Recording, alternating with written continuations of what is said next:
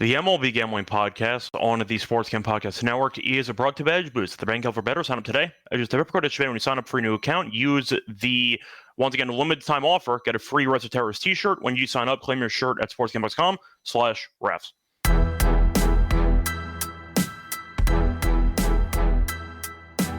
And welcome, everybody, to the MLB Gambling Podcast here on the Sports Gam Podcast Network. It's currently Wednesday afternoon, June 11th, here to break down the games for Thursday. It's currently 5 p.m. Eastern Time. I'm your host, Scott Show, once again joined by Dylan Rockford. They're going to break down, once again, the games for tomorrow. Dylan, how's it going with you? Decent amount of baseball so far. How's it been treating you? Well, it's been pretty good till I start talking to you, and then the worst inning from Brandon Wu. I mean, Jesus. But other than that, Pirates keep it rolling.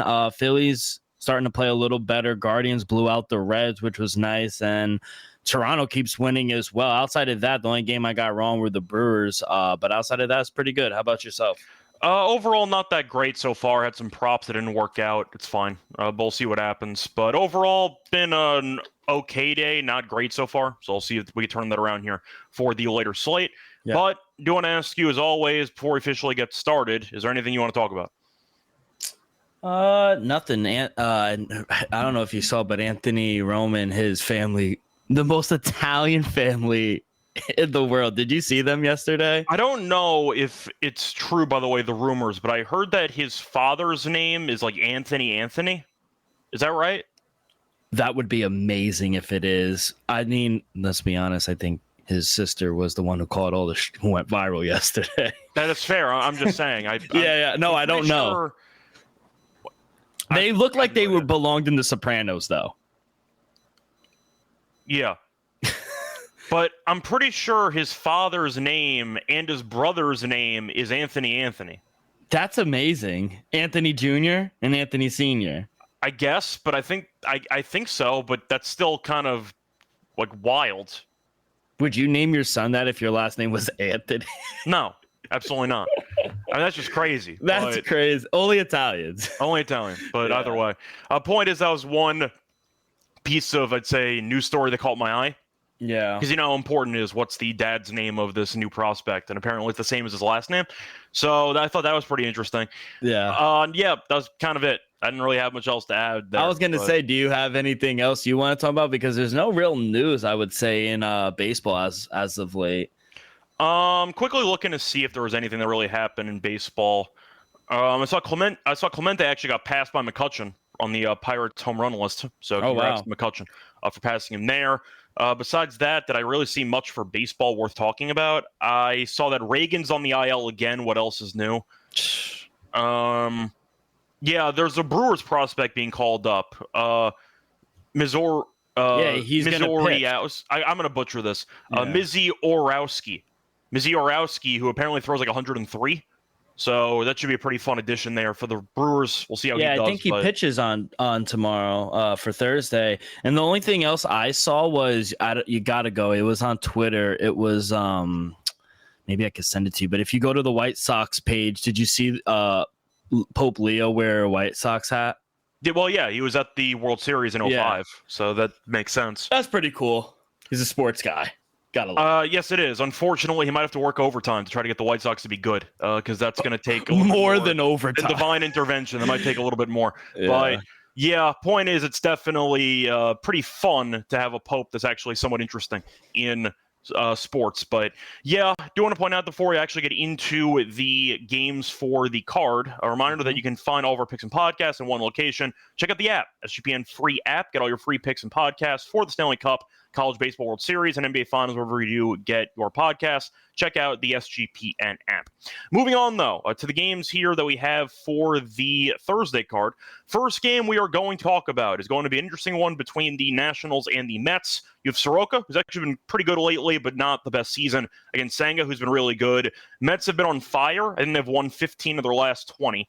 For the over-under, I see 8.5. For the run line in this game, I see Mets minus 1.5 and minus 114. Soroka and the Nationals are at minus 105.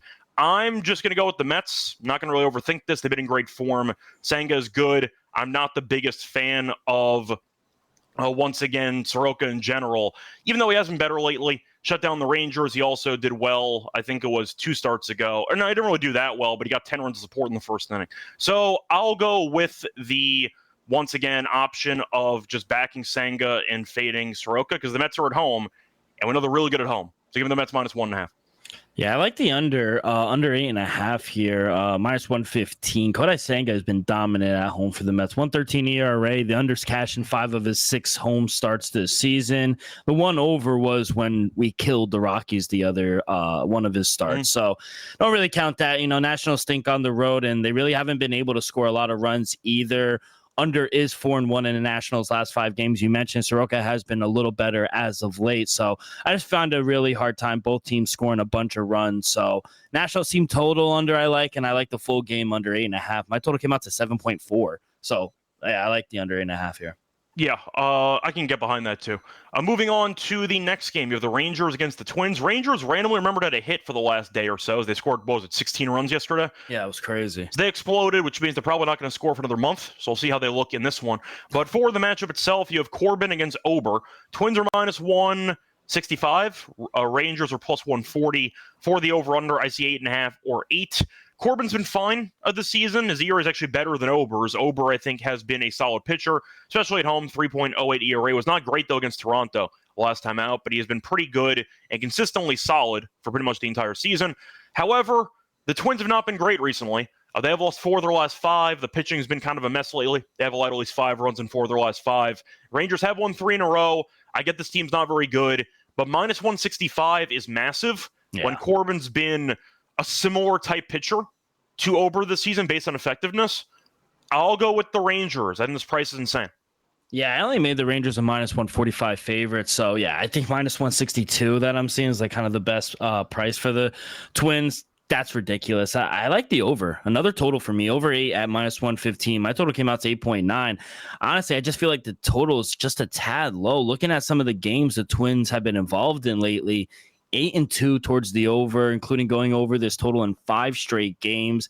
Texas, you mentioned it at the top. They're swinging a hot bat as of late. They hit righties much better than they do lefties. Twins at home, they swing a nice bat, 250 on the year as well. So against Corbin, who, yeah, he's been okay, but he has given up 2+ runs in 8 of his last 9 starts. So I think both teams are going to be able to score here. I agree with you. I think the price on the Twins is a little egregious. I don't care that they're at home, but yeah, I would actually side with the Rangers here. And like I said, I made my total 8.9, so I do like the over. Yeah, I think it's a situation where it's pretty, I'd say, interesting to evaluate these teams. It goes by the classic baseball, I'd say, controversy. Which body of work do you care more about? Do you care about like the full season, or do you care about the last week? Because baseball, when it comes to betting, is a lot of what have you done for me lately type of sport. And the Twins have done nothing for anybody lately over the last week or two. And the Rangers haven't been good, but at least they've won 3 in a row. That counts for something. I just think the price is too big. So I agree. Give me the Rangers on that one. Moving on to the Giants against the Rockies. A nice job by the Rockies bullpen blowing that game. Keeps the tank alive. I believe they cannot even own their a top 10 pick in the draft this upcoming season. So they're tanking for nothing. But they found a way to blow a 3-run lead in the ninth inning? Why can't they have a top 10? I don't know. I forgot the exact rules, but they're in some type of certain draft pick purgatory where they can't pick within the top 10. But let me actually look that up. But I'll get into that right after I introduce the game. So Senzatello is pitching against the Giants. I mean, you have Birdsong pitching for the Giants, who was not great last outing, but he's still been good overall. Senzatello was good after an opener against the Mets, but he's been bad in general all season. Giants though -215, Rockies +180 for the run line. You can find the Giants at around -134. For the over/under, I see 11. Now, Chapman was on the IL. They announced it earlier yesterday. They won anyway, but it was not pretty how they won the game yesterday. I'll ask you for this one because I can't really back the Rockies. I know Senzatello was decent last outing. Mets had a lot of guys on base. They just couldn't get anybody home when he was pitching, and they won the game anyway because the Rockies bullpen fell apart. So I'll go with the Giants -1.5. Yeah, -137 too. I was surprised to get that, I guess, fair of a line with the Giants on the run line. Maybe if you're a parlay player, maybe add them in your parlay, but I think it's definitely playable at -137. They've only covered the run line at home 11 times this season, and Antonio Senzatello, I mean, it's just it's hard to see the Rockies being competitive here with him on the mound. He's terrible at home, 6.55 ERA. Batters hitting 333 off of him. He's given up 4+ runs in 4 of his last 5 home starts, and all 4 of those games skied over this total as well. So I don't know. And those 4 of the 5 starts, they've all lost by 2 or more runs. The last time the Rockies won a single start for Senzatella was back on 420. Shout out 420. But on the road, the batch has been much better for the Giants this season. They're playing good baseball. I think they win very sizably here. So I agree. -1.5 for the Giants. By the way, I looked up while you were discussing the game the actual rules regarding the draft and why the Rockies actually can't draft in the top 10. It says that according to the revenue sharing and lottery participation, there's some anti-tanking rules that are now in place. And according to the rules, apparently revenue sharing teams like the Rockies cannot receive a lottery pick for 3 straight seasons. So a lottery pick is one of the top 6 selections, but it says the Rockies are ineligible for a lottery pick in 2026, meaning their highest possible selection is 10th overall. So they cannot finish top 9. Is this the 3rd year of it? It's the Rockies, so it's probably the 50th year of it. But yeah, I don't know when they added the anti-tanking rules, but the Rockies might be one of the worst teams of all time, and they cannot draft within the top 9. They can be top 10, so I stand corrected, but they cannot be top 9. Do they have a lot of money? The Rockies? I mean, they don't spend any of it, so I'm sure. That's my question. You never see them go and try to make a big splash. So does anyone really want to go there anyway? They're terrible. I think it's more based on poor ownership, because I think that the Rockies owner just wants to make money and doesn't actually want to invest in the team. Kind of like Pittsburgh. Kind of like the White Sox, too, Reinsdorf. Yeah. I mean, Reinsdorf's also a bit different because he also owns multiple teams. Yeah. But he's done nothing with multiple teams, too, so I can't even use that as an excuse. But people don't like the Pirates owner because he doesn't do anything. No. You're looking at the Rockies owner. He doesn't do anything. Once again, they traded away Arenado and gave away $50 million, which is pretty funny. And they also signed Chris Bryant, who has been basically awful. Wait, he might Scott, end up retiring. Are you reading these comments? They're calling you 420. They said you're more of a perk guy. I think I've smoked weed one time in the last 7 years. One time. Are you an edible guy?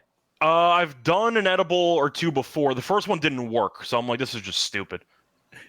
The second one worked. The first one did not. I'm telling you, the first time I ever took an edible back in college, you're like, damn, it's not working. And you're sitting on the couch with your boys. And it hits you all at once. And then it hits you all of a sudden. And you're like, fuck, the whole day. The first time I remember that I took an edible, my friend had an older sister, and she had some just leftover edibles, I guess, so she just gave 2 to us.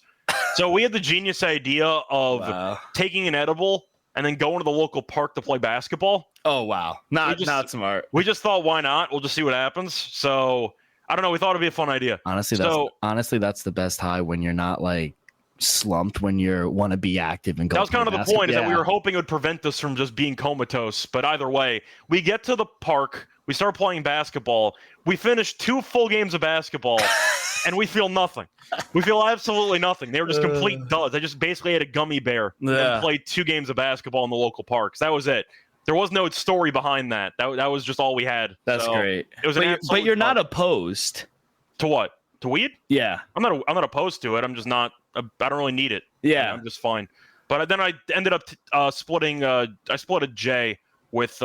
We did a fantasy football meetup every single year. Nice. We have a tradition. The winner of our league that basically we all go to dinner.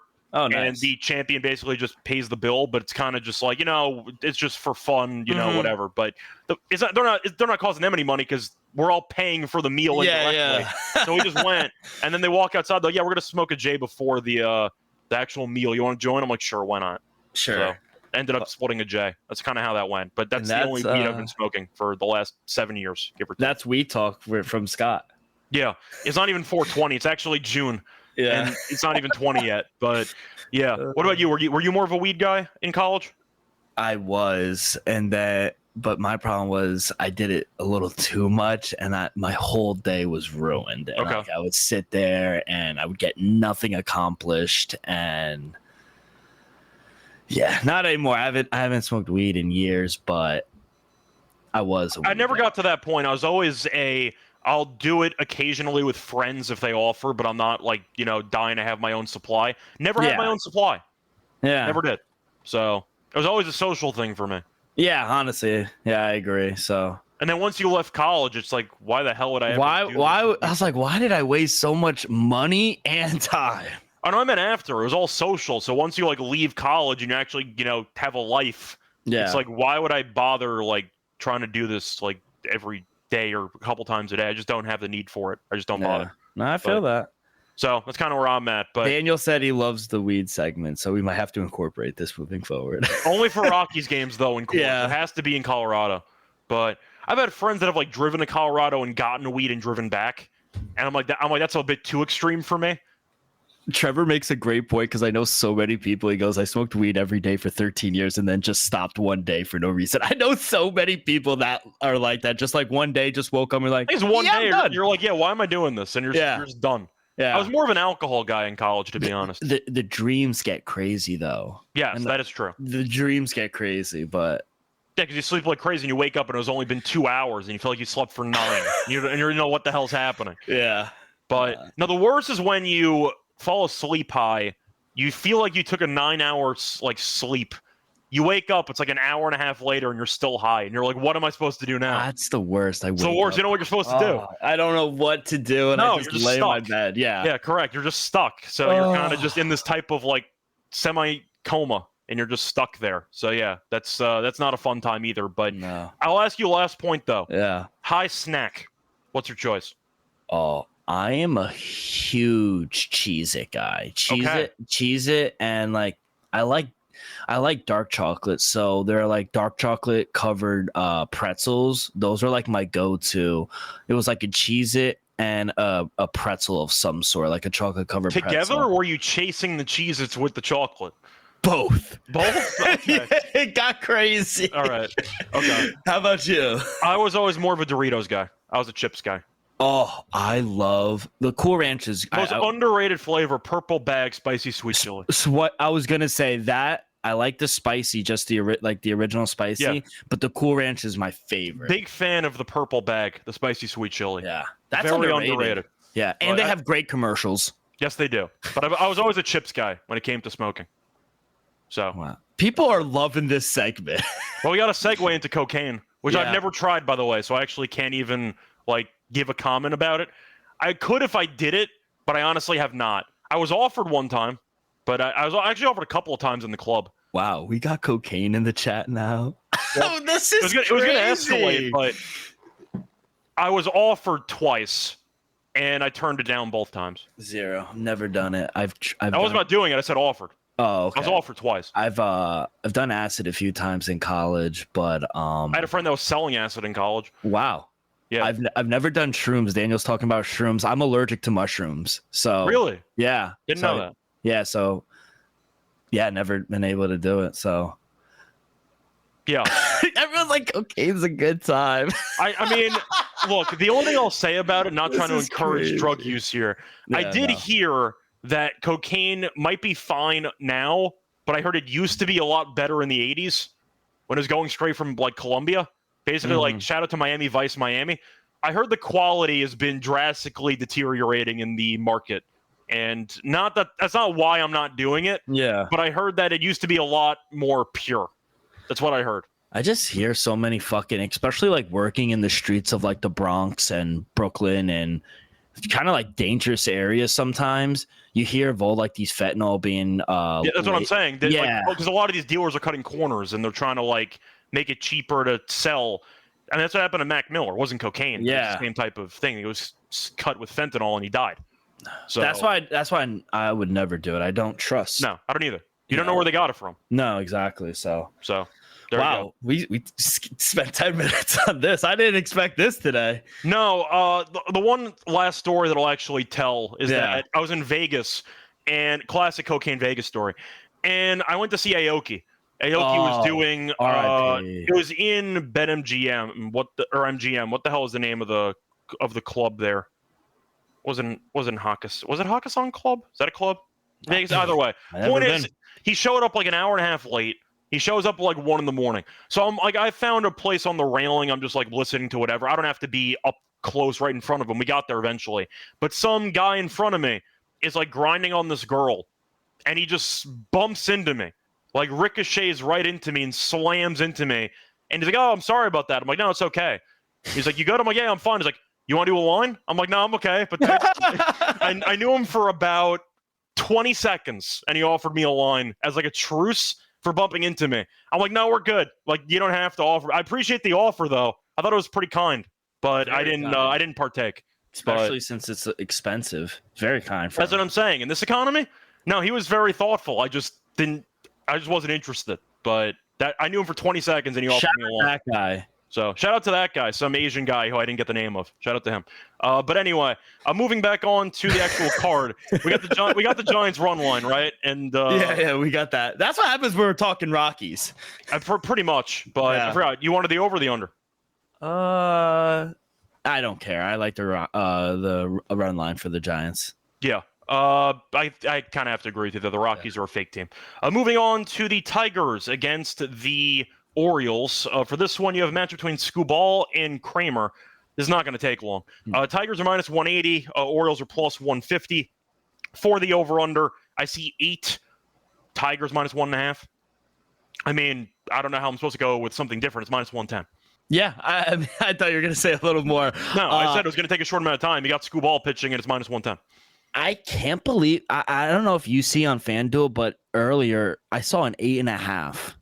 Okay. That was ridiculous for me. My total came out to 7.3. I thought that was insane with how good Tarek Skubal's been this season. Both teams, I think, are playing well, but for how good he's been, and they haven't really been scoring a bunch of runs either. The under 9-1 in the Orioles' last 10, going under in 4 of their last 5. Tigers are 7-3 towards the under in their last 10.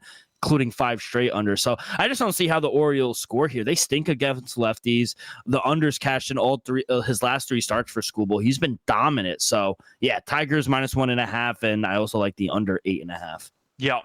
Moving on to the next game, you have the Yankees against the Royals. For this one, you have a match between Warren and Lugo. For this one, the Yankees minus 150, the Royals are plus 125. Warren had a bad start to the season, then he figured it out, and then he became bad again. Last 2 starts, 11 earned runs, so not exactly ideal. But the Yankees have actually given us run support, as the Yankees have won a decent amount of his last few outings. They have won 5 of the last 6 that he's appeared in. Now, Lugo is the better pitcher, but the question is, Kansas City hit enough to actually win this game? The over-under in this game is at, I see 9. I like the under in this game. I think Warren might pitch okay, but it's mostly daring Kansas City to do anything offensively. And I think Lugo can go good enough to limit this Yankees offense. They exploded in the first game. Judge had a home run. You had Wells, who was batting in the 9 spot, who had 5 RBIs. So I'm not going to read too much into it. Give me the under in this game. I think 9 is a bit too high. Yeah, I'm going to be on the home puppy here, plus 115 for the Royals. My numbers actually made him a minus 105 favorite. To be honest, I'm just not a Will Warren fan. He stinks on the road, 6.54 ERA. Right? He couldn't even get out of the first inning in his last start against the Dodgers. I think I think it just left a really bad taste in my mouth, and I really don't want anything to do with him on the road. I know the Royals aren't the best hitting team, but they are better against righties. They don't strike out. I think they're disciplined at the plate.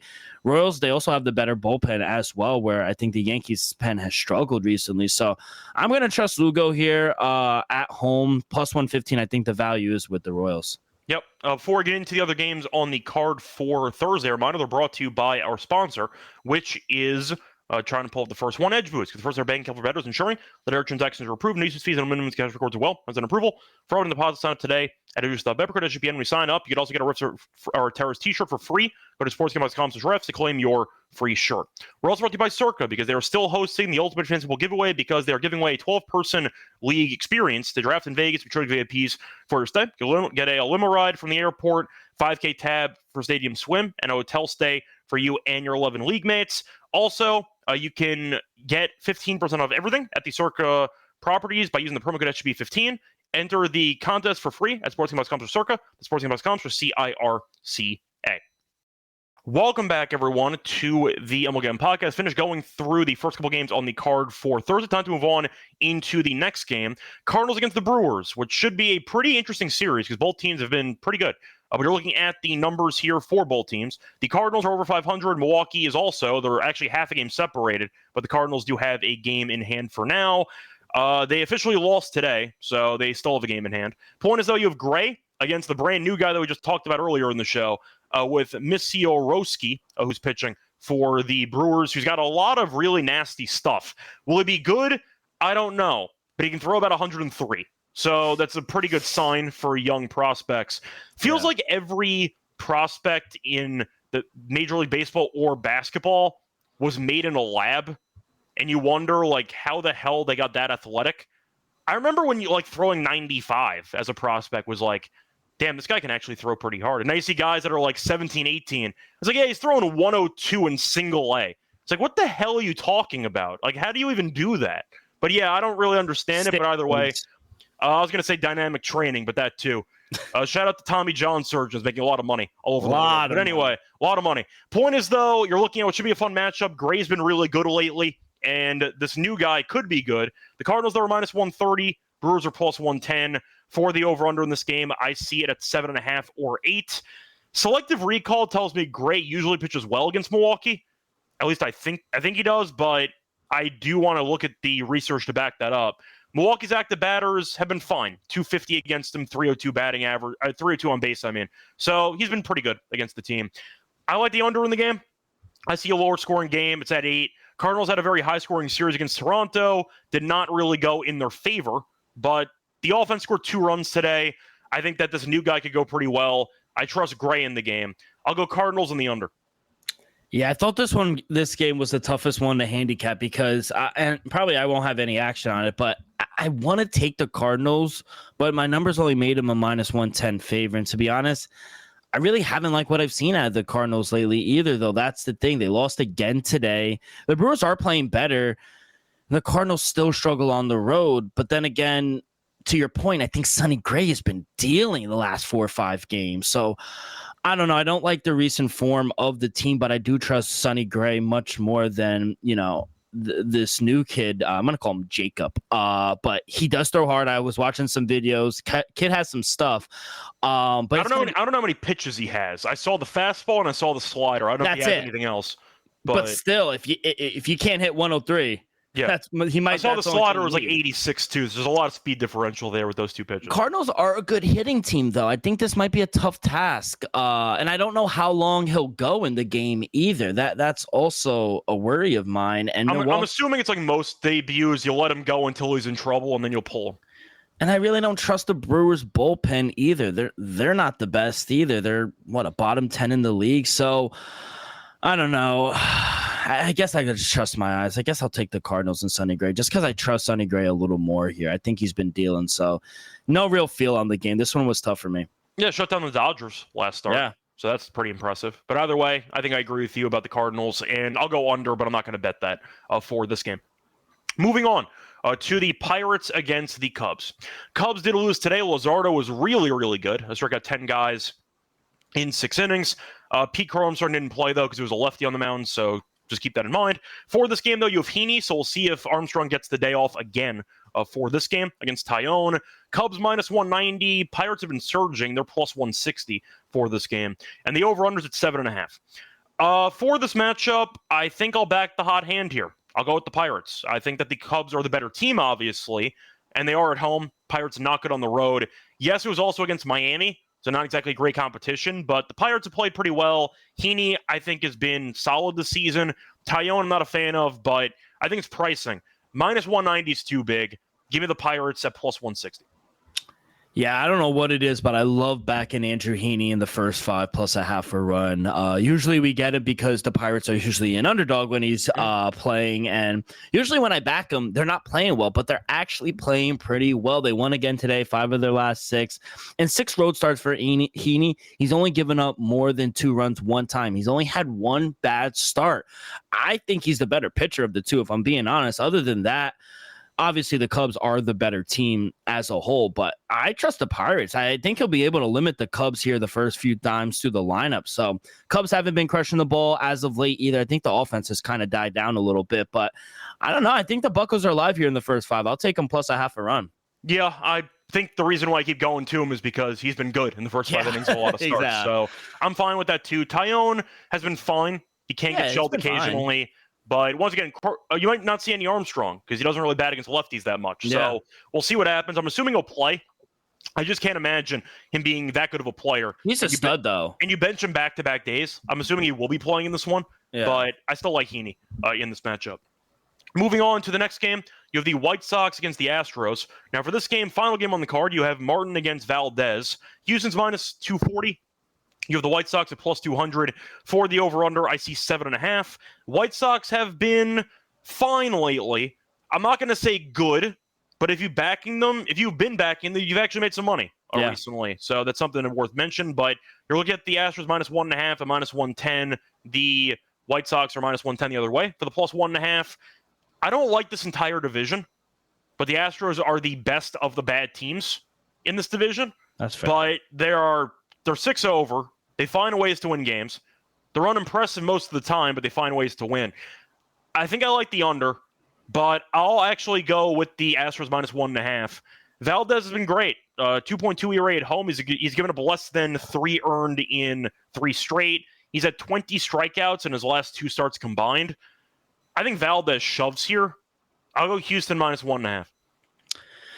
Yeah, another game where I really don't love anything, but if you had to bet on it, I actually would take maybe the over or lean over 7.5. My total came out to 7.9. I don't want parts of either side. I know the White Sox, like you mentioned, they've been kind of pesky the past 5 games. They're actually scoring some runs too. But I guess what it came down to is I really didn't trust Davis Martin on the road. He hasn't been the best. The overs cashed in 4 of his last 6 starts. And Houston really hits at home, 274 on the year. White Sox, they aren't terrible against left-handed pitchers either. I do think Framber Valdez will be able to shove, but I think both teams will be able to score some runs here. So 7.5, if anything, but don't love the game.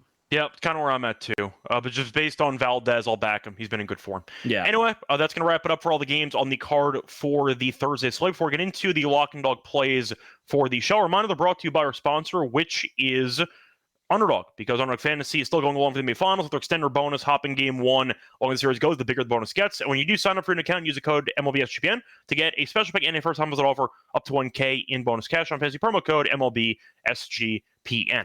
We're also brought to you by Rhythm, because you've heard us talk about them before. They just dropped a game-changing feature called Power Trends. Add detected patterns where the Rhythm models will help you make a lot of money because they consistently win, have a high ROI. They also update them every day, so check out the Power Trends on Rhythm, exclusive to Rhythm. Download the app, check out Power Trends, start betting smarter. And a reminder, try it for free for a week by using the free trial. Use the link sportsgamblers.com/rhythm, sportsgamblers.com/RTHMM to get your 7-day free trial. We're also brought to you by MyBookie, because MyBookie is the place for every sport. They have the NBA Finals, they have the Stanley Cup, they have baseball, they have UFC, they have really anything you can think of. They also are available in a ton of locations. Use crypto for just payouts. Use a positive sign for a new account. Use the code SGPN to get a $1 match up to $1K.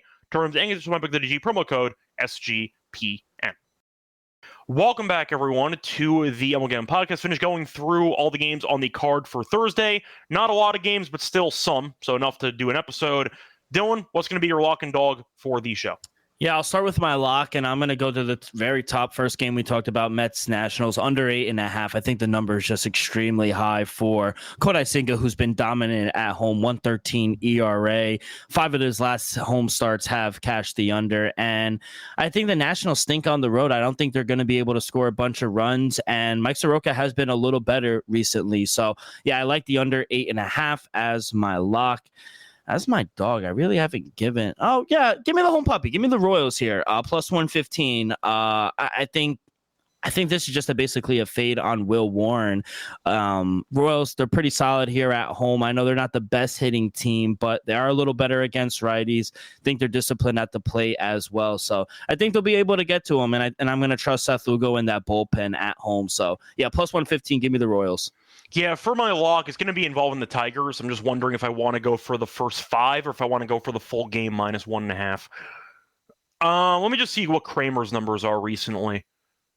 I'm assuming they're not very good, but let me just at least confirm that. He has been quite good at home, though. Did give up 5 earned last start, though, but at home he's been fine. You know what? I'll go full game. They're the better team anyway. Then they should find some separation here against Baltimore over the 9 innings. Give me the Tigers minus 1.5 at minus 110. They're the road team. They have Screwball in pitching, and Kramer's not very good. I'll go with the value here, for my opinion, which is backing the best pitcher in the league at minus 110 against a pretty bad team. Give me that as my lock. For my dog, I'll go with Texas, actually. I'll take them on money line at plus 140. Massive price. Minnesota's not been good lately. They have lost 4 of their last 5. Ober's been fine. So has Corbin. I think both pitchers have been pretty similar in terms of success. So give me a team in better form right now. I think it's a good spot. Rangers do the better bullpen. So the game does go distance. They actually have an edge in that area. But either way, give me the Rangers money line at plus 140 as my dog. That's going to wrap it up, though, for the show. Dylan, anything else you want to add? No, just hope you guys enjoyed the We Talk. Other than that, good luck on your plays. And I think we're back at it tomorrow as well. Yep, we'll be back tomorrow. I'll have more games tomorrow, too, because it's going to be the Friday slate. Till next time, find me on Twitter, RH Radio. Find him on Twitter, @rock with 2Ks24. Till next time, good luck to all of you and all of your bats. Bye, everyone.